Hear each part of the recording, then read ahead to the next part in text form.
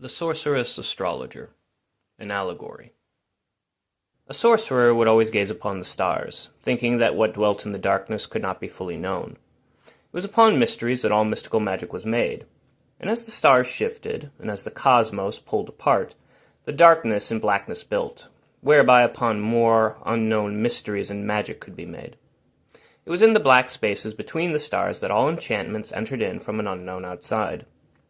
Delving further into insights of the past, the sorcerer was pulled upon this mysterious sense of cosmic expansion, accelerating ever onward.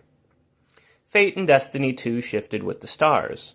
From out the egg of the motherly moon it was believed a human being could be reborn, living an eternal life, connected forever to the cosmos and its many dark mysteries, freed from their current fate and perhaps a predetermined destiny that man sought for itself. For it was in the wishes of the stars that man unknowingly built his world, thinking in his hubris how he had built it with his own hands.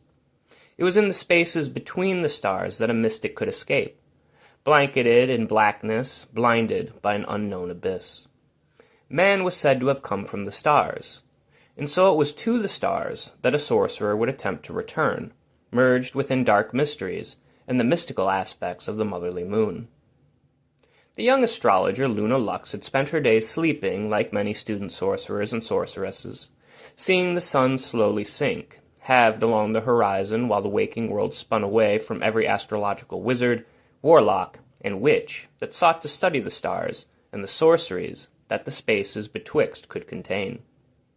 The greatest spells and sorceries come from the spaces of the cosmos that stretch beyond our sight, she said to herself, poring over dusty manuscripts and scrolled parchment papers. To discover destiny is to delve deep into the eternal dark. To see beyond human sight is the key to sorcery. And though the mysteries of the moon may make the minds of men go mad, they can always be reborn. The darkness brings death. But in every death, new life lingers. And so it is from old and dying destinies that one finds a new fate. Luna had often found her scholarly pursuits fruitful, but as of late her orchard of insight remained bare and unable to bloom. Still, being betwixt or between states of being marked a time of transition. From lack, new ideas would soon loom. Change came from the alchemic encounter with one's own opposite. Any pole points to an opposite path. It was the eternal transmutation of time. Sun or moon would shine after being caught up in occultation, bringing new days and nights.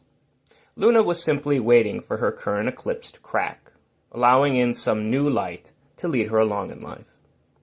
Between the spaces of the stars, she had sculpted many spells and sorceries.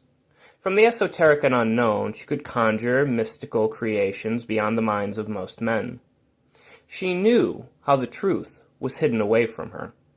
True magic was never made. Man merely acted as the medium for said magic, linked to the mystic and cosmic mysteries and the lunacies of lingering moonlight.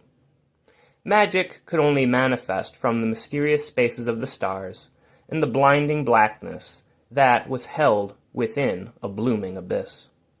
Such absence and emptiness was eternal, and from which nothing could be known, fallen almost to a blind form of faith. And so, considering her conjurations were outside of her control, under the pale light of the moon and the shimmering of the stars, Luna slipped off into a brief spell of sleep. Whether it were devils or angels that dared to speak to her in her dreams, she could not cite the source of such divine inspirations. Some of the other sorcerers at the academy said she would have made a fine shaman.